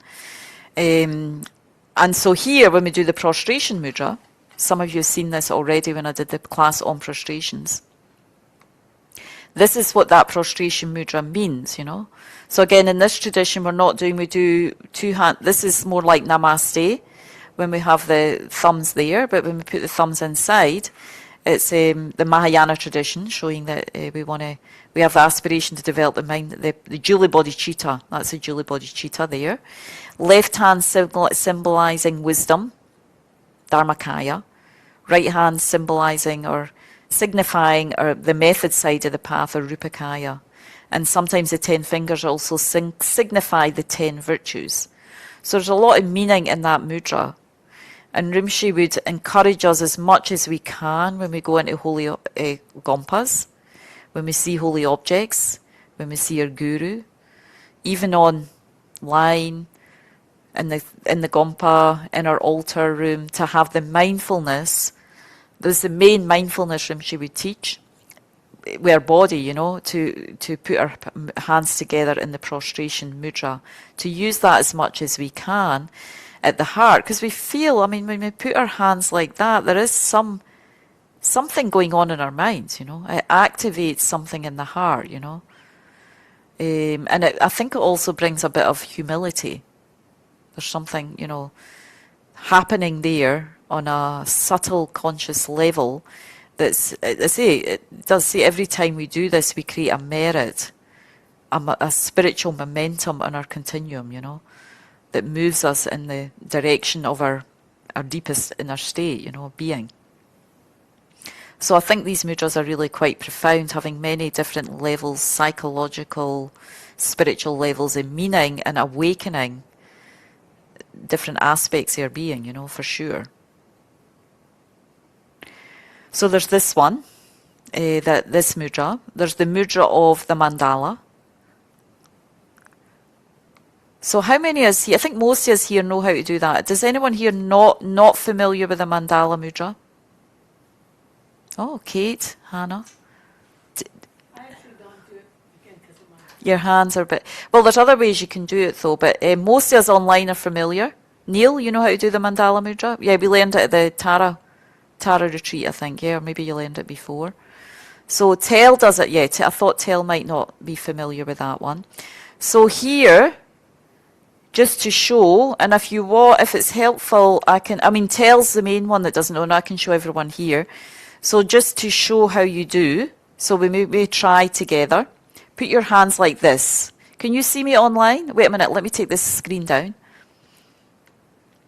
And then also, of course, you can do it with your mala. Let me just stop the share here so you can see me a little bit better. See a little bit. So it's nice, you can sort of just put your hands in together like that. And then you start with putting up, and Bay knows how to do it, so maybe Bay could go round. Do you go round and show the ladies? You put these ones, the third, you call them the third finger. Sometimes people call it the fourth. Ring finger. Okay, ring finger. That's Mount Meru. You know, that's what we call the centre of the universe. Those two go up next to each other. So Bay's going to go round and show people there. Tel, I can also show you at Vajrapani. And then you put the one thumb thumb touching the opposite ring finger, and the, not ring, pinky finger, and then the right thumb touches the left pinky.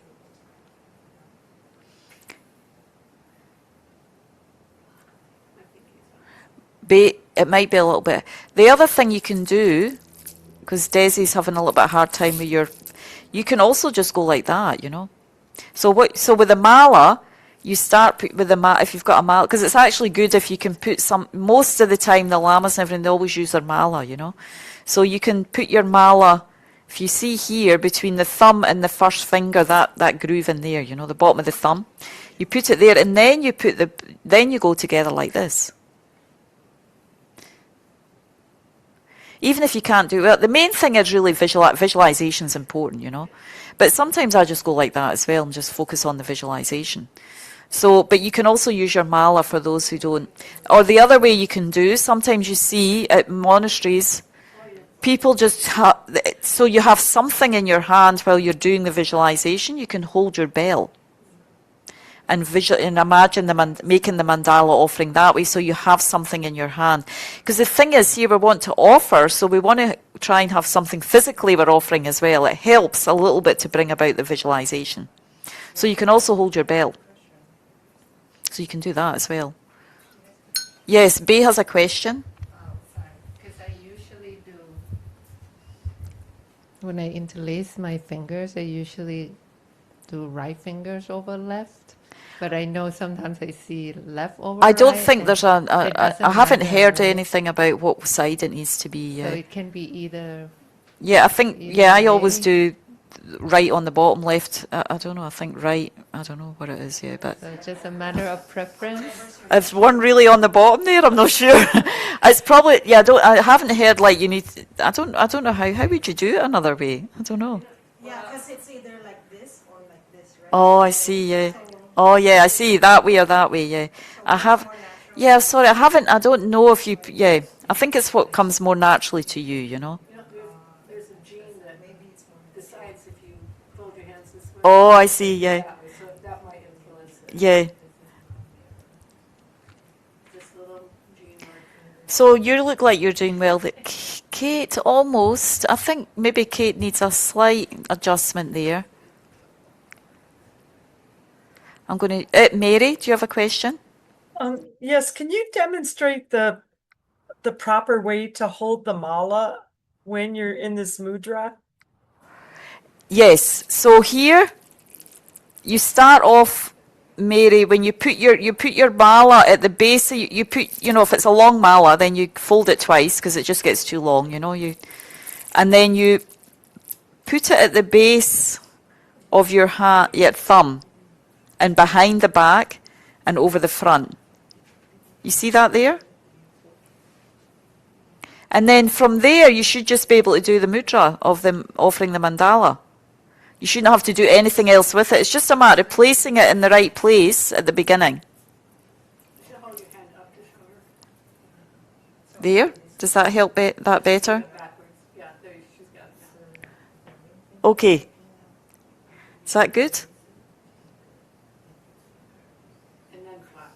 And then flat, then from that side, it's there. Yeah. And then you just put you just do the mudra from there. You don't have to do anything else. And then you always come like this and then offer. You know? So you have the mudra like this. And then when you offer, you go like this. And you finish with the mala here.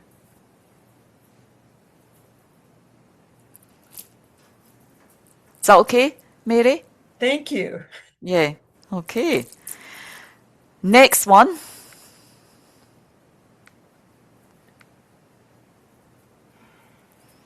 This is what the mandala looks like as well.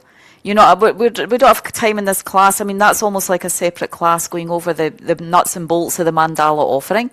So for those of us who are new, we can just... we just try and visualize a beautiful universe, all the beauty in the universe you can imagine, Just start with that, you know, including all the beautiful homes Ladam was talking about, you know, people who have wealth and all the, you know, there's the beautiful neighborhoods, the parks, the sun and the moon, the stars, everything that gives you joy, you know, that you feels really joyful, that's owned by you, unowned. Because we also want to try and sever, chip away a bit at our attachment as well, you know. So we want to offer things mentally that we're attached to, our own possessions, body, speech and mind. And within that, you know, others as well. And then we mentally offer that as we do this, you know, we offer it to the merit field. And we feel every time we do any type of offering, it's important to feel like they accept your offering. It's just not just going out there and nobody's really getting it. It's like you're giving a gift. So they're happy. That's what I did at the end of the meditation. You know, when the Buddha comes, he's very pleased with our practice. Yeah, we have to feel like that. The Buddhas are happy with us. We did the 7 limb, they made these offerings, they're really happy, and they absorb into us. So similar, and as we're doing the offerings, when we offer light and flowers, we're not just putting off, we think they do accept it. It's our way to kind of open up a communication and slowly feel the presence of the Buddhas by making these offerings. We want to feel like we're getting this guidance, this protection, because they're there, we're just not always feeling it. So when we offer the mandala, we think it goes into their heart and they're really happy, pleased, they accept the offering. It's important that they accept it. Just like you would be giving your guru or a teacher a gift, they accept it, makes you happy. If they go, nah, I don't want that, you know, we wouldn't be happy, you know. So it makes us happy if we think they're happy, you know, they're really happy with what that's a really important part of the practice, to feel that what your offering's accepted. Makes happy, makes blissful. Completes the kind of karmic energy there to be able to receive the blessing of that particular Buddha, that particular practice.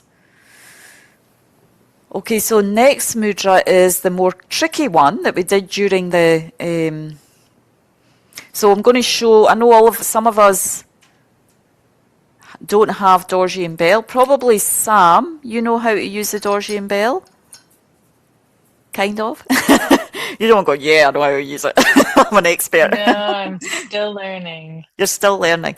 So in a simple way, Dorji, so there are, you know, and also what we need to be careful of, and Geshe Zopa was saying this as well. I remember when I was a new nun, and you know, I'd only been exposed to things at Kopan Monastery, how you did it in our tradition. So when I came back to the West and I saw people doing this ritual like this and this like that, I'm like, they're doing it wrong, you know?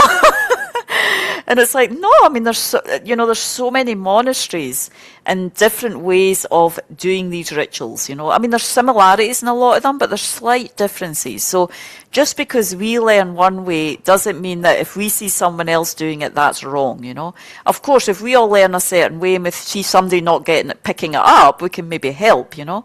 But there are many different lineages. Even in the Gelug tradition, all the monasteries have slightly different lineages of how you use the Dorji and Bell, and you know how you do certain mudras. So there's not really a right or wrong. It's more like, okay, I've learned this way, and that's how I'm going to offer it, you know. And of course, motivation and how we visualize, that's so important anyway, you know. So even how you pick up the Dorji. So Dorji and Bell are regarded as very, very sacred, you know, because they embody, they symbolize method. So for those of us who did the introduction to Tantra class, which one is the method? What does the bell symbolize? Oh, sorry, the Dorji. Dorji or Vajra. Dorji in Tibetan, Vajra in Sanskrit. What does that symbolize? Sam? Lightning swiftness, I think. Lightning swiftness, yeah. Sam? It's indestructible. It is. What's indestructible? The wisdom. Yes. So it symbolizes wisdom, wisdom realizing emptiness, or wisdom aspect of the path. And as you say, you're right. The Vajra is also, once we realize emptiness, you know, it's when we have a direct perception. It's you know, it's the indestructible nature of the mind. You know, emptiness. It's empty nature. So it's showing that, it's kind of showing that. And there's many layers of meaning in different parts of the Vajra that we're not going to go into tonight. But this is what that symbolises. And then what is the bell? No. Sorry, wrong way round. Doesn't realise that. The Vajra symbolizes the method side of the path. Sorry about that. Not much a teacher here. Did you know that? I was getting that mixed up. Bay's laughing. Too many dosas. Had all these dosas in. I'm going to blame somebody else. It's nothing to do with my mind, you know. So sorry. The Vajra actually symbolizes a method. Your method side of the path, or you could say compassion or great bliss. They're all synonymous, you know. Bodhicitta, great bliss, method, you know, symbolize that. And then so the bell symbolizes wisdom realizing emptiness. Emptiness. I mean, of course, these minds are both indestructible, really, you know. So, so this is symbolizes emptiness, you know. So the wisdom aspect of the path. So usually when you have your Vajra bell, and if you see all the lamas, they always have it.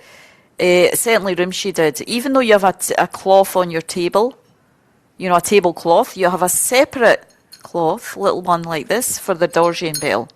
Because they have that sort, they kind of have that, they need their own cloth, you know, they're very precious. So then when we pick up, so they're usually seated like this on the cloth, you know. So if they're facing me, then on the right side you would have the bell on the cloth facing you, and on the left side you would have the Vajra. That's how they face you. And also on the bell, facing you, but I'll just show you. You can't. It's difficult to see on the screen. But there's a small face.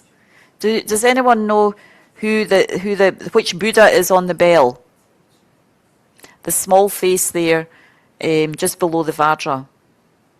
This is quite important as well because it reminds us of the meaning of the bell. And no hands up.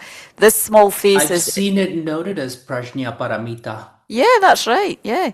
The mother of the Perfection of Wisdom Sutras, Prajna Paramita. She's a deity, you know, protector of the Wisdom Sutras. So again, this is kind of also symbolizing the kind of whole meaning of the bell, you know, having that aspect, that female deity there. So we always have the face, when you put the Dorje bell down, you have the face facing you. You know, it's not facing out, it's facing towards you on the right side.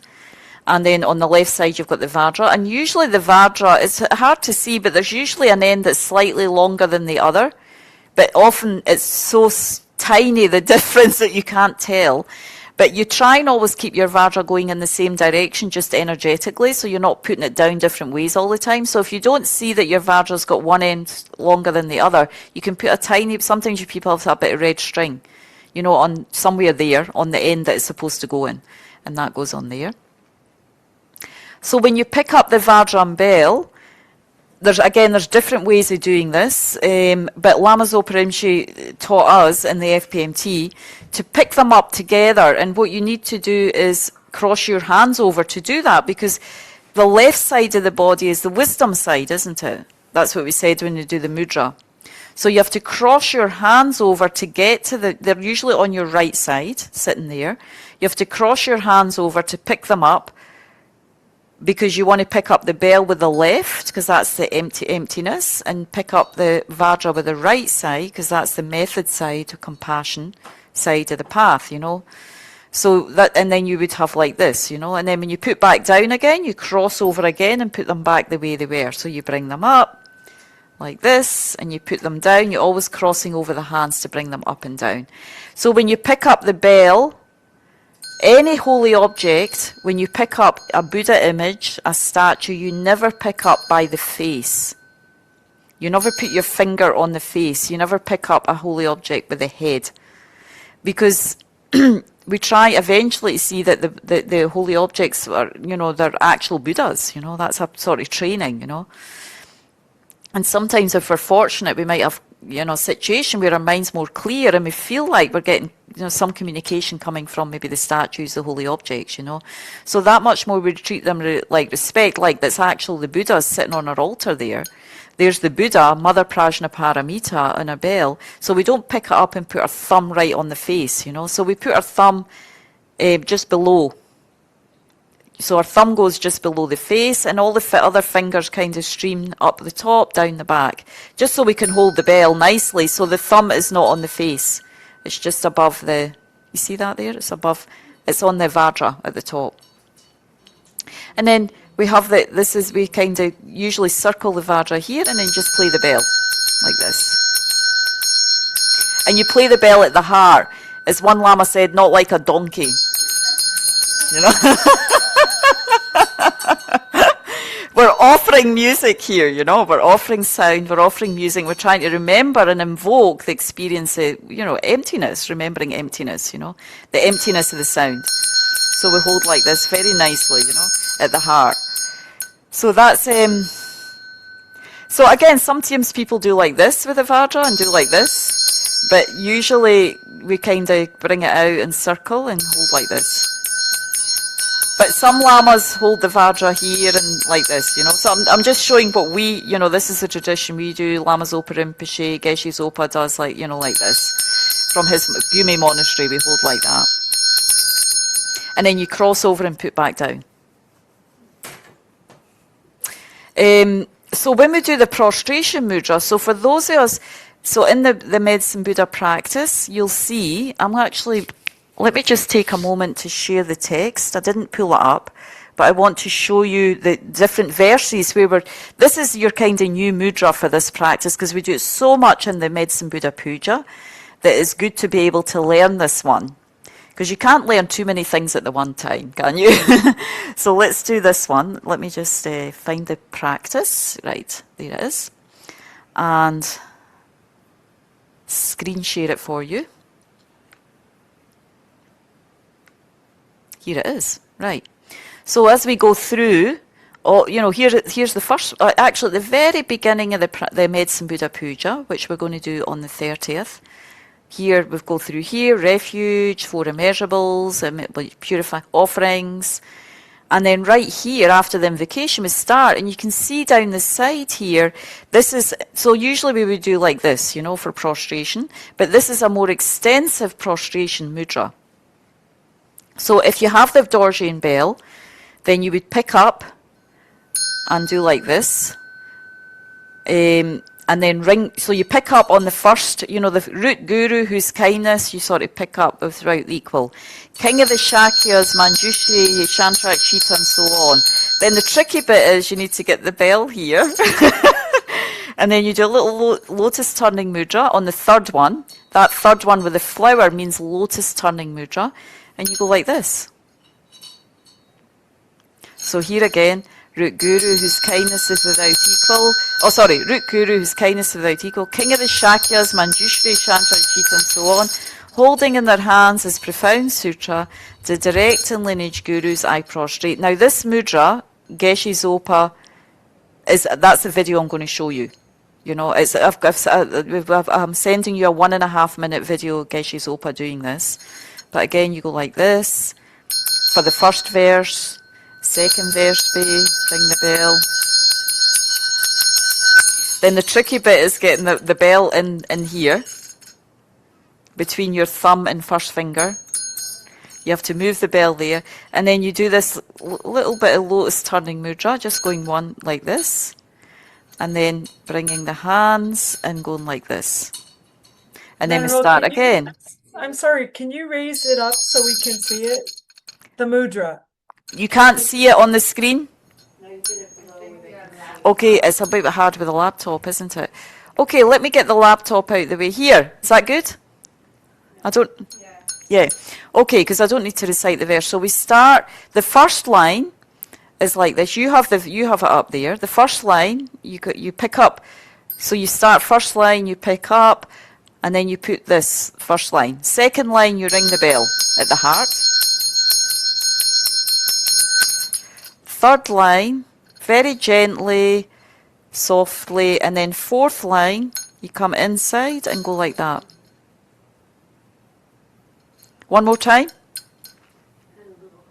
A wee bit higher. I need a booster, yeah. Okay, so we see picking up the Dorjian bell with opposite hands, making sure your thumb is underneath the Vajra, not on the head, not on the face of the Buddha.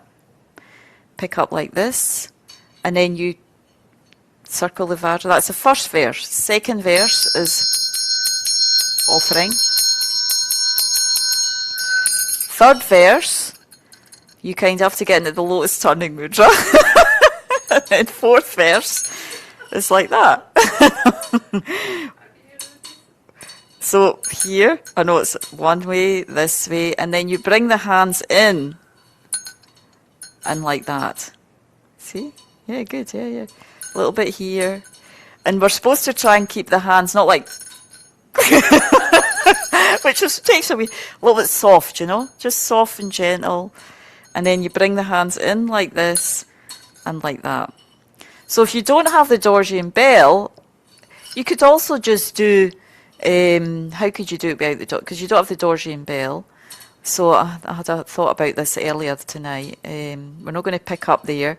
But I think what you could do is just start like this. And then when it comes to the third one, with the lotus, you could still go like this, you know. Because that gets you practicing without the Dorjian bell. So the first two lines, because you're not using that, maybe if you don't have the initiation, you just do like this, you know. But because you're going to practice, because once you get the initiation, then you'll start using the Dorjian bell. But the first two, you could just go like this. And then the third line, you can practice your lotus turning mudra, just going like this. And then bring the hands towards you. It's just a nice way, and then you put your hands back there.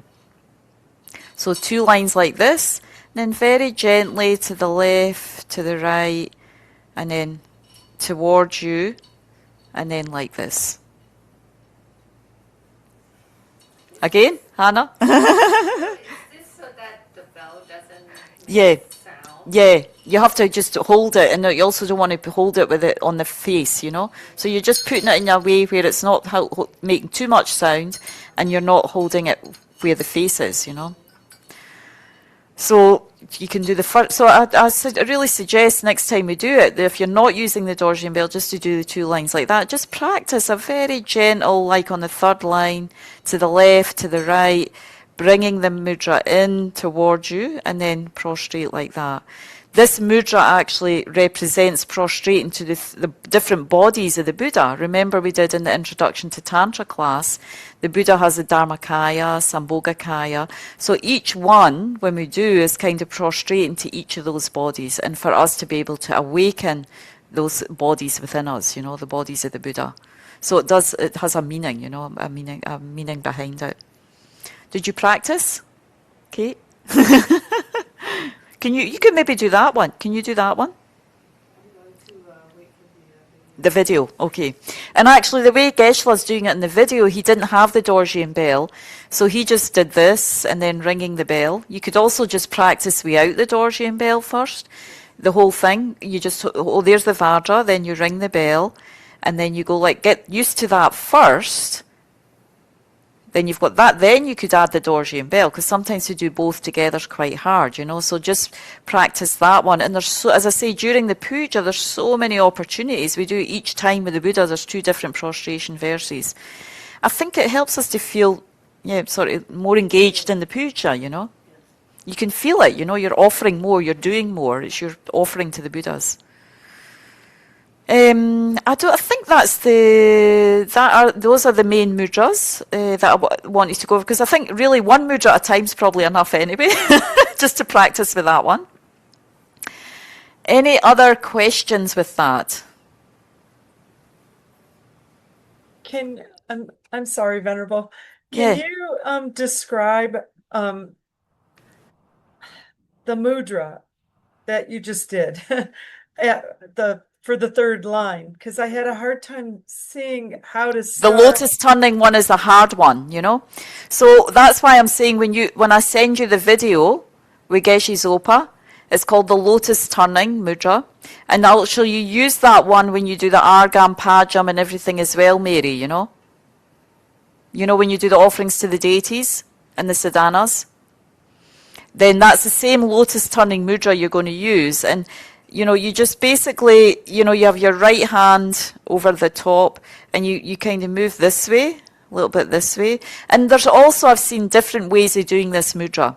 Sometimes I just do it very simple and just, wait a minute, you can't really see. I have to put the, so you can also just do it really simple, you know, we just like going from right down here like this and then coming up like there. But Geshe Zopa does it this kind, you know, going this way. So right hand's on the top and you kind of go over to the left, hands moving a little bit to the right. And then you have to watch the video a few times, you know, you're not just going to get it one time me showing you, you know. That's why I'm showing you the video. And you have to almost look at one, in the video, watch one hand for a while. What's the right hand doing? Okay, I'll do that. And then what's the left hand doing? Because if you look at two hands, you can't follow, you know. So this part, this lotus turning mudra is a little bit one of the harder ones, you know. But basically, it's kind of going this way and that way. And you're not going all the way over, you know, you're not doing a big dance all over the place. It's just very small. And sometimes the lamas barely do that mudra. They basically just kind of go like this. You know, they're not really like going all like this and everything. It's very gentle from here to here and just like this, you know. It's almost like you don't see it, you know. Like that. So it does, it takes, it's not going, you're not going to, you know, you have to watch the video a little bit and practice. Well, a lot of time we're doing the pujas at home online, so you can practice. Nobody's watching you, you know. It does, it takes a wee bit of practice to do, and also to do it softly and you know, nicely, a bit like elegant, you know. When you see some of the lamas do it, so elegant, you know.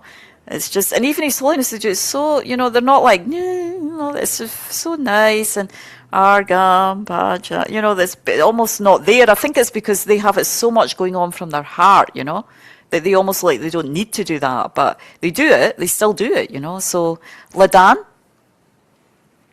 you have a question?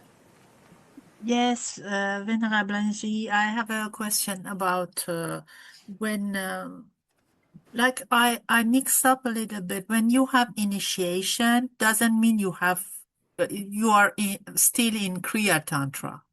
Yeah, but there's mudras for Kriya. You have Kriya Tantra, Ladan, don't you? Kriya Tantra initiation. I a little bit. I'm mixing up things. I know that when you have initiation, you is it the one that you see yourself as the deity? No. It depends what type. There's different types of Kriya Tantra initiation. Yeah. So, but I have generally, the gentle one. I never imagined. but you know, myself. once you receive Kriya Tantra initiation, you can use the Dorje bell.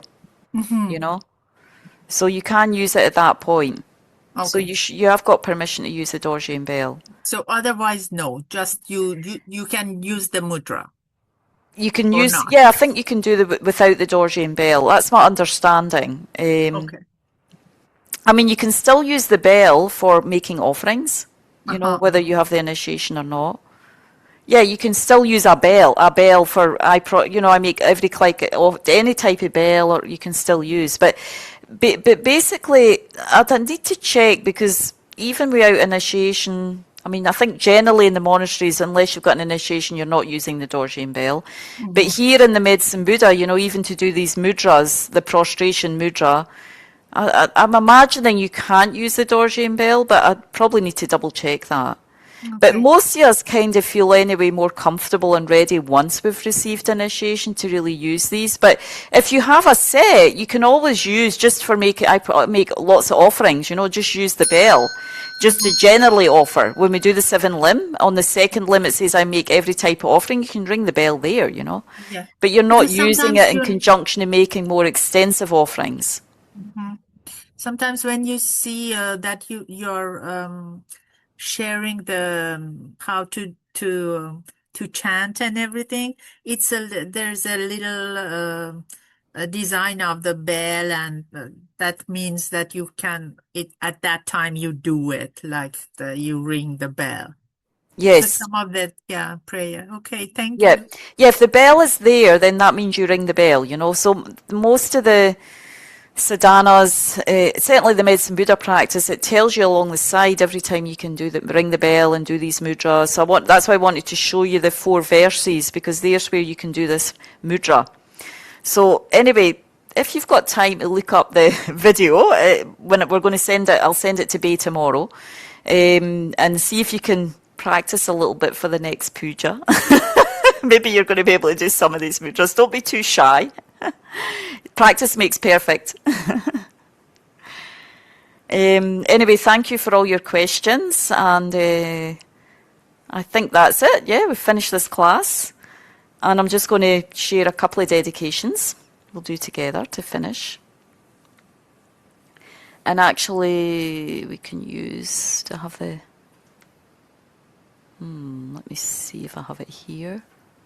Yeah, we can use from the Medicine Buddha practice. We didn't finish. There's a couple of dedications at the end of this practice.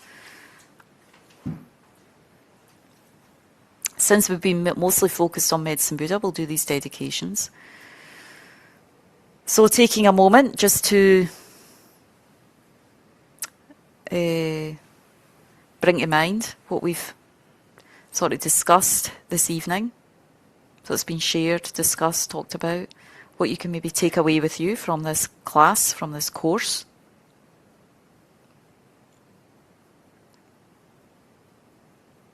Anything you want to use more from this course, learn a bit more about.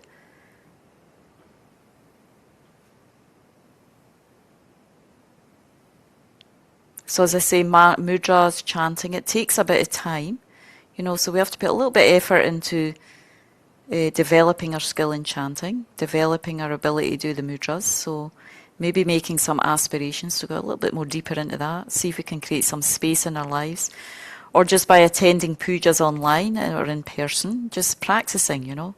Most of the time people aren't looking at you, you know, they're doing their own thing.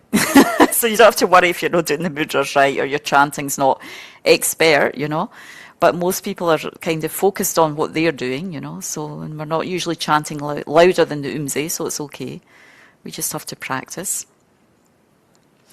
So just dedicating all the positive energy, these 3 classes, and all the merits of the past, present and future, all the Buddhas, Bodhisattvas and all sentient beings.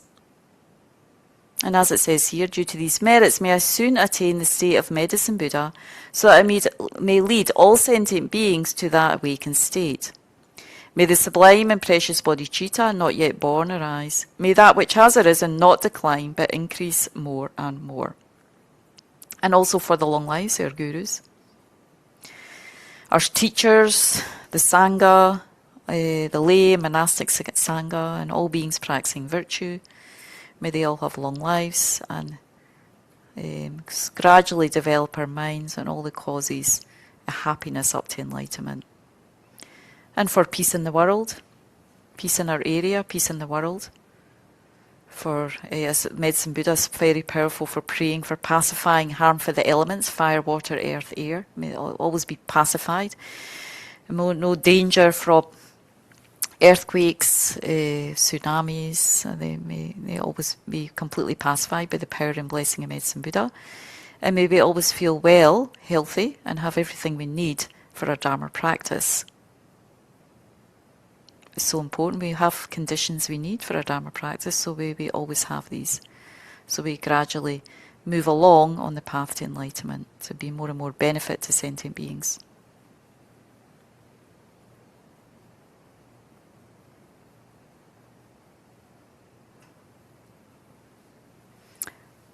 Okay, we'll finish right on time. Thank you. Thank you so much, and good luck with your mudras.